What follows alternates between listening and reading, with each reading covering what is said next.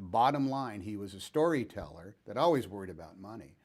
But I don't know how many people actually ran studios that were in fact filmmakers themselves.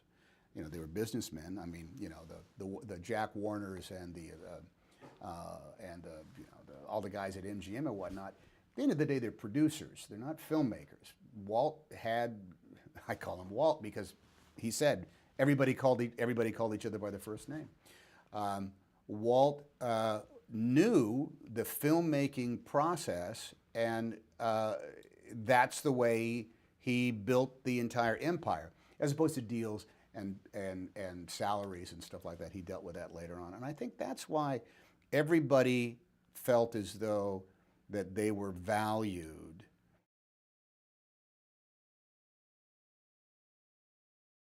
You know, they didn't like each other. I mean, right up to the end, they did not like each other. And I think that the screenplay actually does a good job of capturing the essence of that without making it. And then they all lived happily ever after. She was a tough, mysterious lady who had that very checkered past.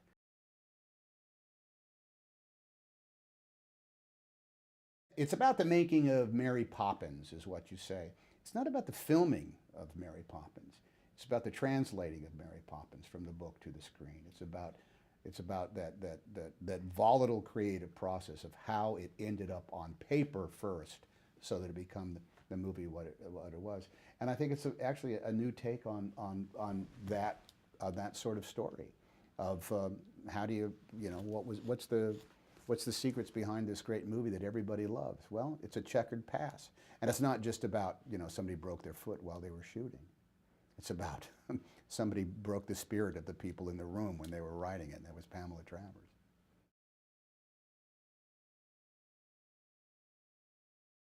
Emma is she's like one of these no maintenance artists, Every time I've seen her, I always think, how did she do that? How did she make it look so easy? How did she just roll it off there? The work that we did, there was always something going on between. There was always a secret that Pamela had that Disney himself did not see until literally at the end. There's moments of, there's a scene where I'm just trying to, Walt Disney is saying, will you please share with me why this is not a good experience for you? It's confounding.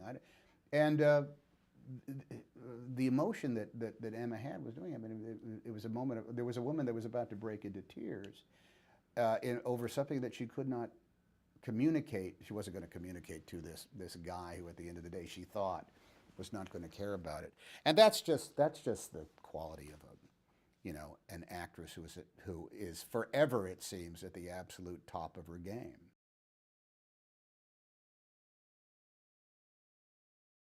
You can't do an imitation of Walt Disney. I'm not going to do bald pates and stuff like that in order to get there.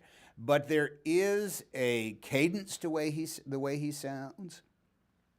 That comes from, I think, his enthusiasm for what is in his head.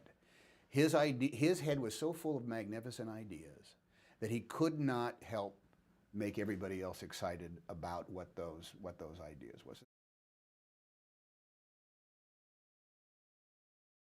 At the end of the day, P.L. Travers was this kind of delightfully malevolent character. She was benign in her. She was loaded with vitriol, but it was a benign brand of vitriol. At the end of the day, she's talking about Mary Poppins, for crying out loud. And I understand the possessory passion one has in order to keep control of a creation that you did. But no, she's a nut. She's a kook. She's the nutty lady who lives down the street, who, even though she's mad at you, will probably say things that you'll remember for the rest of your life because they're so dang funny.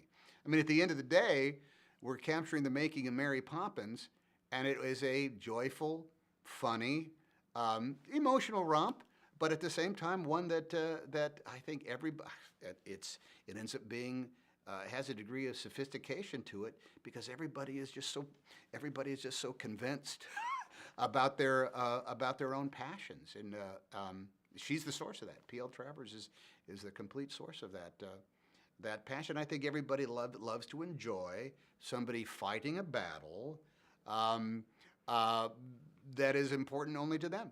The world's not going to change, but it will for the audience who finally gets to go in and see Mary Poppins.